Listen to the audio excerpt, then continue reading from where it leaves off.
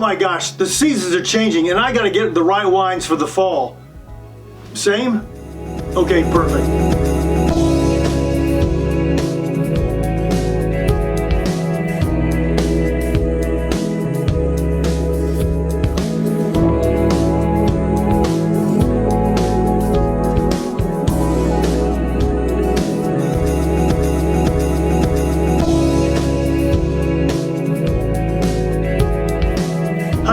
Asti, sommelier and founder of Asti Wine Consultants. Thanks for joining me today. In this video, we're going to take the guesswork out of which wines would be perfect to have on hand going into the cooler months. We'll look at the different varietals you may want to be purchasing. The reason I'm not showing you specific wines is because everybody has different financial means. All the wine experts and gurus tell you which specific wines to purchase for the fall. That's great, but what if you can't afford it? It's too cheap for your liking, or you just simply can't find it. While I personally enjoy phenomenal wines under $15, I don't want to superimpose my financial expectations on you. So I'm going to stay more general by giving you the top wine varietals or categories for the fall. Folks, keep in mind, if at any time you find this information helpful, click like or subscribe or hit the little bell so you'll be notified when I have a new post. Now, let me clarify things from the beginning, right up front. First, these varietals are not ranked from best to worst. I've actually organized them from the lightest to the heaviest body. Second, and really, this is the most important tip I can give you when it comes to choosing wines for the fall. Stick to fuller body whites and light to medium bodied reds. These are the perfect complements to cooler weather and fall harvest foods. You'll see what I mean as we go through this list together today. Also, I'm not going to touch on Cabernet Sauvignon, Merlot, and Malbec. Everybody knows about those wines and they're on the heavier side of the spectrum, often too heavy for this time of year. All right, let's begin with whites. The first is Riesling.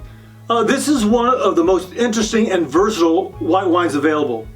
Though often sweet and viscous, dry Rieslings can be found from producers in both Germany and in the US, particularly in Washington State. Frequently, it has intense aromas and flavors and is lower in alcohol. Here's some of what you can expect.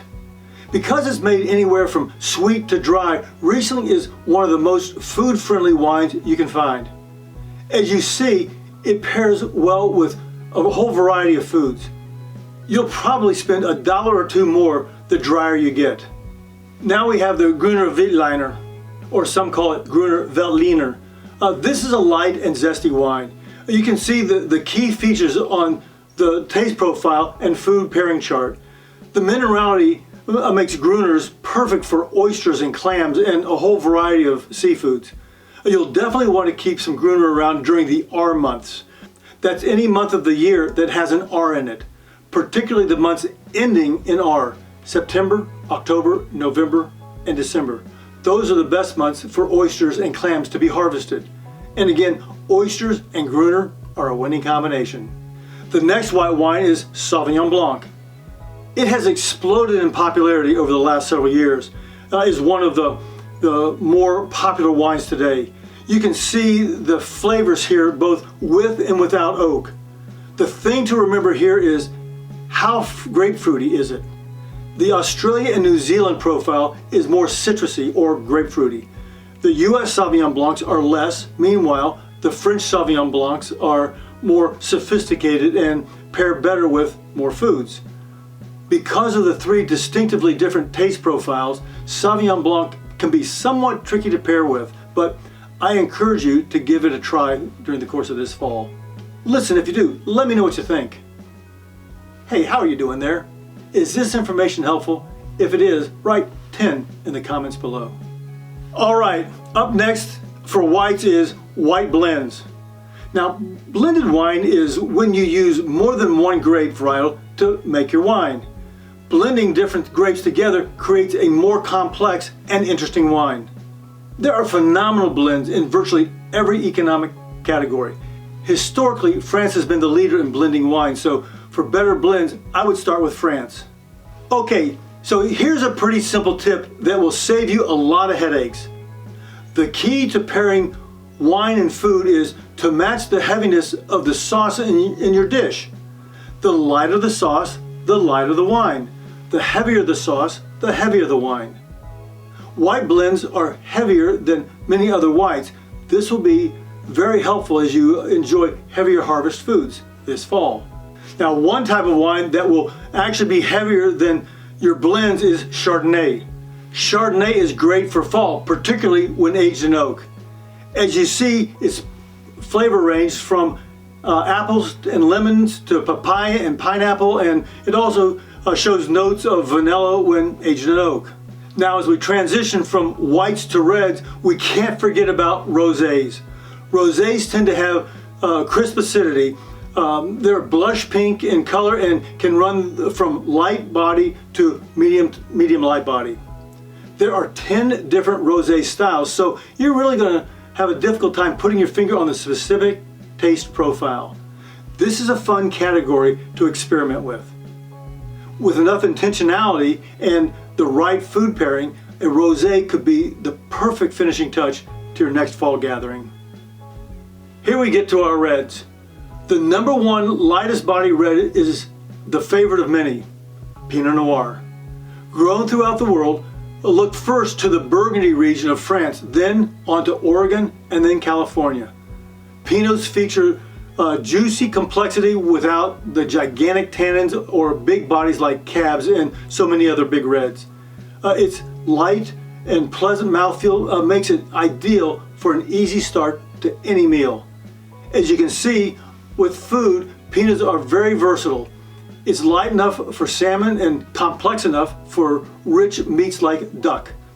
Next up is our Barbera. You can find Barbera from many different places around the world. However, Italy is my default country. This is one of the best varietals, and it's extremely, that was easy for me to say, it's extremely drinkable. I have several friends whose number one wine is Barbera. As you can see, it's unique. Barbera is relatively affordable compared to most of the other reds, and it's perfect alongside a burger or a slice of pizza or two. Grenacha is our next varietal. Bear with me here because this one has some layers to it, and it would be good for you to remember some of these layers. You can see here that I have divided this up into 3 taste profiles: general, French, and Spanish. Keep in mind, Grenacha is known as Garnacha in Spain. This grape, though produced in several regions, is best known for its wines produced in southern France, with Châteauneuf-du-Pape being the most famous. Châteauneuf is a red blend and is made with the Grenache grape along with a couple of other grapes. Also, Côtes-du-Rhône, another Grenache blend from the same area, are made from the same grapes but are a quarter of the price as Châteauneuf. So if you're like me and you love Châteauneuf-du-Pape but maybe need just to save a little cash to the coming holiday season, give Côtes-du-Rhône a try again this fall. And actually, if you're wanting to save some money, Grenacha wines from Spain are going to be the best bang for the buck. But that being said, whether it's Grenacha from Spain, Grenache from France, Châteauneuf-du-Pape, or Côtes-du-Rhône, each of these 4 are great choices for the cooler months. They can be enjoyed on their own or with outdoor grilled foods, roasted meats, and veggies. Up next is Sangiovese. Now, when you see Chianti, that's Sangiovese. Honestly, of all the wines I'm listing in this video, I think Chianti wines are the wines you should be looking for first. Go to my site and filter by Sangiovese. Hey, check out these profiles and pairings. With this wine, your cookout will be an absolute success. Tempranillo is our next phenomenal wine. 2 words you're going to be looking for on the bottle are Crianza and Rioja. Perfect choice for the patio or deck. Great as a cocktail wine with its juicy red fruit profile. There's enough structure in it to stand up with anything coming off the grill. Our next to the last red is the Monte Patiano. This is another medium-bodied Italian with medium-high tannins. As you can see, it's pretty versatile wine. It's great with beef brisket, pizza, and a whole host of casual foods. Our last 2021 fall wine is Blaufränkisch. This is from Austria and is truly unique, but not the easiest wine to find. When you do, support that retailer, or me. This is a wonderful wine. I see this paired with your favorite fall dishes, maybe some barbecue on the grill and a football game. You can do that all day long. You can find Blaufränkisch in a variety of price points. Some may run upwards of $40 and others are much more wallet friendly. Hey Posse, thanks so much for investing the time to watch this video. I trust it was helpful to you. If you have any questions, let me know in the comments below. And please consider hitting subscribe. Also, click here to check out our new online shop. We have a great lineup of wine-related items that will help you get the most out of your wine experience.